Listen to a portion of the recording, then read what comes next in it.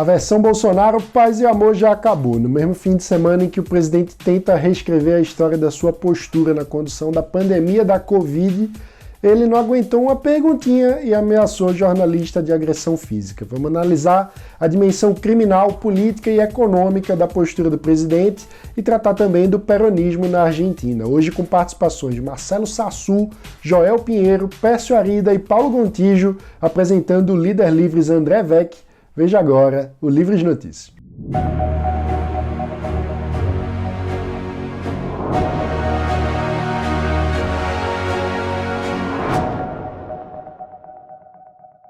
Jair Bolsonaro não aguenta uma perguntinha, né? A sua falsa tentativa de apresentar uma versão paz e amor chegou ao fim e o motivo foi a mesma razão do seu começo, Fabrício Queiroz. Vamos lembrar, Fabrício Queiroz é o ex-assessor de Bolsonaro, investigado no esquema de corrupção que envolve rachadinha com salário de funcionários fantasmas nos gabinetes da família Bolsonaro. Passou um tempão sumido sem prestar depoimento à polícia, depois foi preso, escondido literalmente na casa do advogado da família Bolsonaro, alguém que tinha acesso privilegiado ao Palácio do Planalto, inclusive. Essa crise levou Bolsonaro a tentar dar uma guinada na sua postura, desistiu das entrevistas diárias ali naquele cercadinho na frente do Palácio do Planalto, começou a evitar a imprensa, tentou dar mais espaço à ala desenvolvimentista do governo, o que a gente tratou bastante aqui, e deflagrou também uma agenda de viagens pelo país para inaugurar obras. As pesquisas mostraram aí claramente uma mudança da base social do bolsonarismo acompanhando todo esse movimento. Ele perdeu a aprovação em setores da classe média lavajatista, uma relação que já vinha esgarçada pela saída do ex-ministro Sérgio Moro do governo, mas teve também, com importante ajuda do auxílio emergencial, uma conquista de um eleitorado mais pobre e menos escolarizado, que até então era considerado fiel ao PT. Nesse contexto, Bolsonaro vinha apostando também numa postura menos agressiva e menos ideológica, mais próxima do velho populismo tradicional. Nesse esforço, tem também uma tentativa de reposicionar a imagem do presidente na condução da pandemia, que agora tenta vender um discurso que ele sempre teria tentado conciliar a preocupação com o problema de saúde e o problema econômico, especialmente o desemprego, que todo mundo sabe é uma mentira deslavada. Ele foi o presidente que não apenas minimizou a pandemia, tratou a Covid como uma gripezinha, foi em rede nacional para falar isso, para dizer que bastava coragem, que ninguém tinha que ter medo de uma gripezinha, e também abertamente boicotou as medidas de isolamento social que eram necessárias para conter o avanço da doença. Em paralelo a isso, vem surgindo novas evidências que tornam cada vez mais complicada a relação de Bolsonaro com o seu ex-assessor Fabrício Queiroz, especialmente em função da revelação de que o Queiroz fez depósitos diretamente na conta da primeira-dama, Michele Bolsonaro. Então, ontem, todo o esforço de autocontrole da tentativa de construir um Bolsonaro paz e amor não conseguiu se conter diante do incômodo com a simples pergunta: presidente Jair Bolsonaro, por que sua esposa Michele recebeu R$89 mil de Fabrício Queiroz? Ele reagiu assim. Vamos visitar a nossa feirinha da catedral. Presidente, Vontade de encher tua boca com a porrada, tá? na lateral aqui, Só, na lateral aqui, por favor. A pergunta foi feita por um repórter do jornal O Globo e a resposta é absurda em todos os níveis. Em primeiro lugar, um óbvio desrespeito à imprensa, né? Há também problemas jurídicos e vamos analisar agora com a ajuda do Marcelo Sassu. Marcelo, com essa postura de ameaçar jornalista, Bolsonaro cometeu crime? O artigo 147 do Código Penal brasileiro diz: ameaçar alguém por meio de palavra, escrito, gesto ou qualquer outro meio simbólico da prática de mal injusto e grave. Trata-se de crime comum, previsto no Código Penal brasileiro, e se cometido por autoridade, nesse caso o presidente da República, estaria sujeito a processamento junto ao Supremo Tribunal Federal, isso mediante provocação do Procurador-Geral da República. Lastimavelmente, o destempero verbal e as atitudes antidemocráticas do atual presidente da República não são uma novidade. Não é a primeira vez que ele pratica esse tipo de arrobo, de destempero, junto a jornalistas que o indagam corretamente acerca de uma questão que envolve interesse público, que é saber por que quase R$90 mil de dinheiro sem a sua procedência clara foi depositado na conta da sua esposa. Além do mais, nós podemos entender essa situação como crime de responsabilidade. O artigo 9º, item 7 da Lei 1079 de 1950 diz que é crime de responsabilidade do presidente da República atentar contra o decoro do cargo, ameaçar um jornalista de violência física, pela prática do seu exercício profissional, que é simplesmente indagar uma pergunta de interesse público, pode e deve ser entendido como uma situação de quebra de decoro. Aqui, nós precisamos saber se essas autoridades vão estar à altura da responsabilidade delas e se vão tomar providências a respeito, ou se nós vamos, infelizmente, silenciar diante de mais uma agressão à democracia. Eu acho que a gente também precisa chamar a atenção para o fato de que atacar a imprensa dessa forma, falar em agressão física para responder uma pergunta, é um desrespeito à liberdade de imprensa, deteriora o espaço para o exercício da liberdade de imprensa no país. E tem também uma dimensão política nisso, né? A gente tem que chamar a atenção de todo mundo que se importa com a liberdade individual para isso. Vamos ver a explicação do filósofo Joel Pinheiro. O povo, ele é guiado por lideranças, né? E é o papel da liderança responsável. Isso é o que os pais fundadores dos Estados Unidos pensavam, os autores liberais ingleses também. A liderança responsável, ela não pode ser baseada no estímulo das piores paixões do povo. No povo você vai encontrar de tudo, né? Agora, qual é o discurso e as ações do líder? Eles estimulam o povo aí na direção das paixões mais perigosas e mais destrutivas da convivência e da sociabilidade? Essa é a grande questão. A gente está um governo agora que justamente isso aposta nisso, assim como o chavismo na Venezuela. Tá? Acho que a gente foca muito apenas no governo.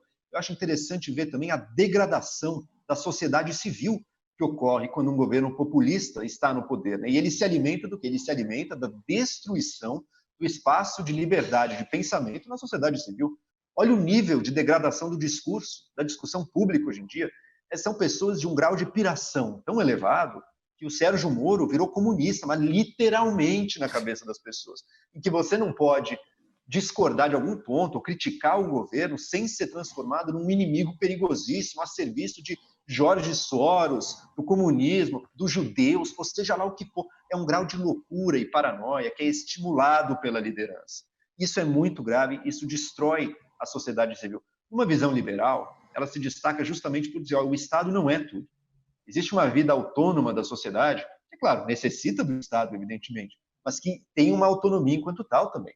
A discussão de ideias, o pensamento, a iniciativa pessoal, tudo isso vai sendo degradado e destruído num sistema em que ou você está a serviço, subserviente, bajulando o poder, ou você se transforma num inimigo que é atacado incessantemente, seja pelo governo enquanto tal, ou seja pelos seus bajuladores e pela massa de seguidores dentro da população.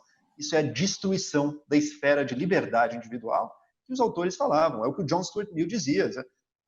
O governo é um tipo de ameaça à liberdade, sem dúvida, mas uma sociedade sem liberdade de opinião, com peso forte da opinião pública e do julgamento público, é igualmente danoso à liberdade individual. Esse comentário do Joel foi feito numa edição do Livres ao Vivo, gravada em abril. O vídeo permanece atual, pode ser assistido na íntegra aqui no canal, na playlist Livres ao Vivo.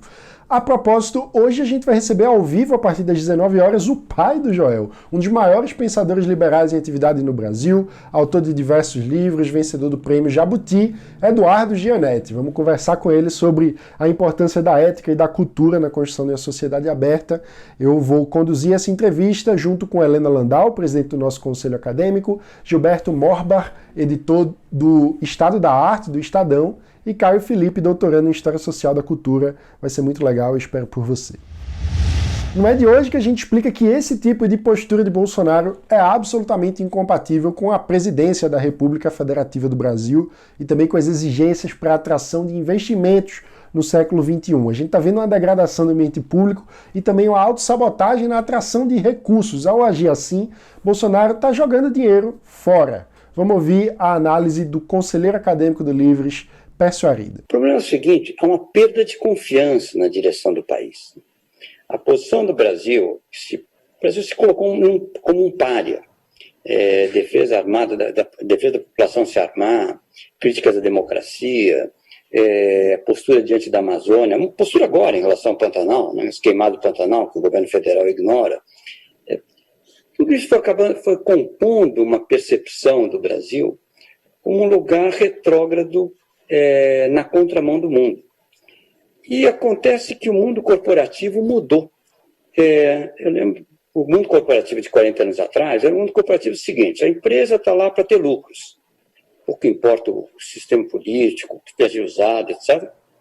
Os acionistas fazem na física o que eles quiserem fazer, mas como empresa está lá para ter lucros. Essa postura mudou. Ao longo do tempo, isso é um avanço muito positivo do capitalismo global, houve uma consciência crescente da direção das empresas que elas também são responsáveis pelos seus investimentos, pela sua atuação e lugar onde eles acontecem. Essa mudança faz com que o mundo corporativo internacional seja muito mais sensível hoje do que o seria 40 anos atrás. As posturas, digamos assim, progressistas ou retrógradas dos governos locais. Nós temos um governo obscurantista, antiglobalismo, que é a palavra que o governo inventou, antiglobalismo, obscurantista. Eu lembro assim, primeiro, logo que Bolsonaro assumiu, no auge de sua popularidade, foi para Davos, né? Fez um discurso protocolado de 5 minutos, evidentemente desagradável estar lá, não montou uma agenda para encontrar os líderes do mundo e fez questão de mostrar que estava almoçando num bandejão, né? Estou citando esse fato aqui, mas é o seguinte: já desde a partida, a postura é hostil à integração e à responsabilidade que o Brasil tem diante dos outros países, né? E nós fomos, na verdade, acrescentando e sofisticando essa postura hostil aos valores do mundo ao longo do tempo. O resultado é esse. Tivemos uma saída de investimentos enorme, a percepção de inúmeros agentes importantes internacionais que o Brasil não é um lugar bom para investir. Isso não tem nada a ver com o tamanho do déficit ou com a taxa de juros. Tem a ver, sim, com a postura governamental diante dos problemas que são os problemas críticos do mundo. Bem, se não tá bom por aqui, também não tá bom nos nossos vizinhos, não. Não é de hoje que os argentinos sofrem com o populismo peronista. Nesse fim de semana, o presidente Alberto Fernandes anunciou mais algumas medidas terríveis para a economia dos hermanos. Quem conta pra gente é nosso diretor executivo, especialista em relações internacionais, Paulo Gontijo. Sim, nesses últimos dias a gente teve uma notícia, eu diria exótica, mas não incomum propriamente dita, de que na Argentina o governo Alberto Fernandes resolveu declarar internet, TV a cabo e telefone celular como bens de primeira necessidade, portanto controlados pelo governo, com proibição de preço, de aumento de preço até o dia 31 de dezembro desse ano, pelo menos. Prática comum, tinha sido feita pelo governo Macri no governo anterior, no final, vamos dizer assim, num certo desespero de reta final, mas vem junto também com o envio da lei de orçamento, a lei orçamentária do governo, prevendo um déficit fiscal de 10% do PIB argentino. Pior previsão, ou pode-se dizer já, pode-se imaginar que vai ser um resultado nesse patamar, dos últimos 45 anos. Para financiar esse déficit vai ser emitida moeda pelo Banco Central argentino. Então a gente tem um contexto bastante complicado. A pandemia, obviamente, gerando bastante pressão, apesar de muitos elogios às medidas sanitárias da Argentina. Economicamente a resposta está sendo bastante preocupante. O controle de preços não funciona, nunca funcionou. No Brasil, por experiência própria, a gente sabe muito bem disso. Um déficit desse tamanho financiado com emissão de moeda vai ser complicado. A economia argentina já tem uma reputação bastante ruim. É muito fácil de se prever que vão ser dias bastante turbulentos, anos bastante turbulentos de recuperação para os nossos irmãos argentinos. E agora a gente vai até Brusque, em Santa Catarina, para conhecer o líder livres André Vec. Sou formado em administração pública pelo DESC, trabalho com planejamento e gestão governamental já há 6 anos. Eu defendo a desburocratização e o empreendedorismo para a gente poder, por um lado, facilitar e entregar melhor o serviço público para o cidadão na ponta e, por outro, criar um ambiente favorável para negócios, para quem gera emprego, renda e desenvolvimento.